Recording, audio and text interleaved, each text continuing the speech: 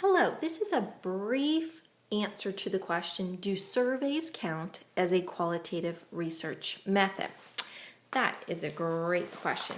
If we look at Cresswell 2003, he actually talks about surveys in a chapter on quantitative methods.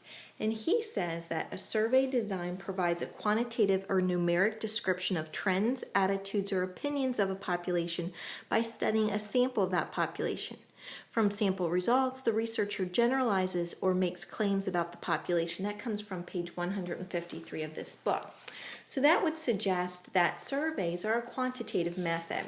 In fact, if you look at a number of qualitative research books, textbooks such as these, you really don't see any chapter or significant attention paid to surveys. And indeed, surveys have traditionally been considered a quantitative method.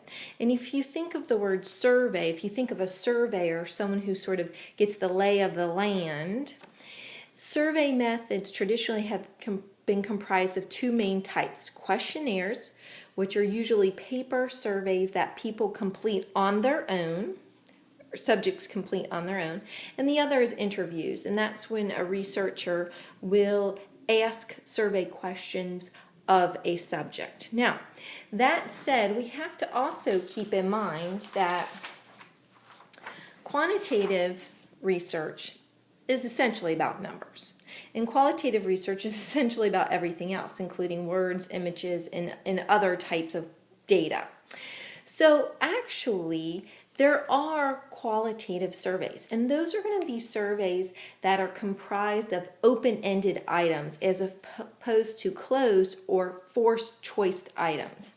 And if you think about all of the different qualitative methods that qualitative researchers use, they include things like interviews, observation, focus groups or group interviews, artifact analysis, which can include visuals or audio material, case methods, which often involve multiple of these other methods, qualitative surveys, as I mentioned, and then like autoethnographic methods as well. So qualitative methods are myriad, and they do include qualitative surveys. And again, the difference between a traditional quantitative survey and a qualitative survey is that the traditional quantitative survey has been comprised of closed or forced choice items that are numerical in nature, that can be statistically analyzed in order to draw conclusions about a population based on the sample that completed the survey.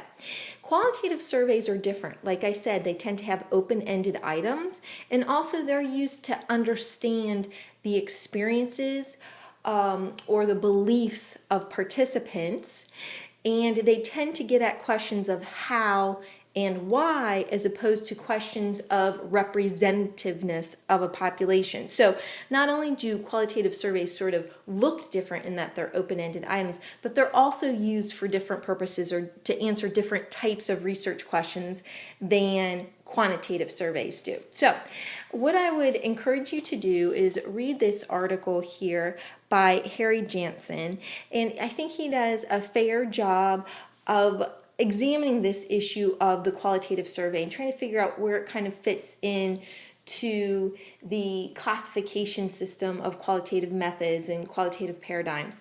And I would encourage you to read sections 1, 2, 4, and 5 of this article. Section 3 is less pertinent to this question.